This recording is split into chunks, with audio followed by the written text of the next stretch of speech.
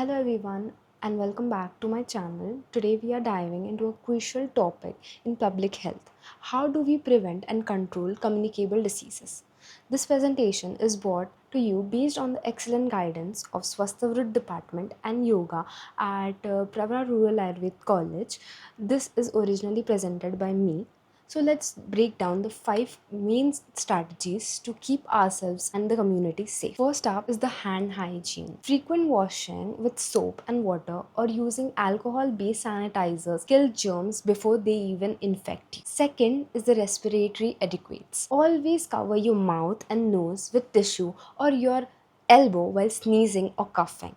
Third, safe food and water. Consuming filtered or boiled water and ensuring your water is thoroughly cooked prevents intrinsic diseases like cholera and typhoid. And finally, PPE, personal protective equipments. Using masks, gloves, or mosquito nets depending on whether the disease is airborne or vector-borne. Moving on to our second strategy, and arguable the most effective way to prevent spread of serious diseases are immunization and vaccination. Vaccines give an active immunity by introducing a weakened or inactive pathogen to train our immune system. This is how we fight off the diseases like polio, measles, hepatitis B, but vaccines don't just protect us, they actually create herd immunity.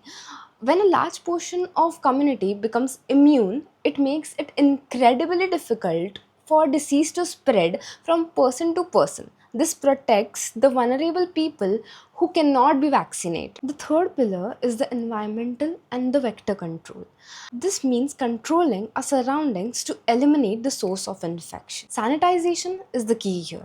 Proper sewage disposal and drainage system prevents our water from getting contaminated. Then we have the vector control. This involves eliminating breeding grounds for insects and mosquitoes, like stagnant water where mosquitoes breed, and from using insecticides to control malaria or dengue. Lastly, we have sanitization. Regularly disinfecting the floors of hospitals and public spaces will keep the pathogens and the bacteria from lingering. But what happens when the disease is already detected? This comes a fourth step, that is clinical control measures. Steps has to be taken to stop spreading of the disease further.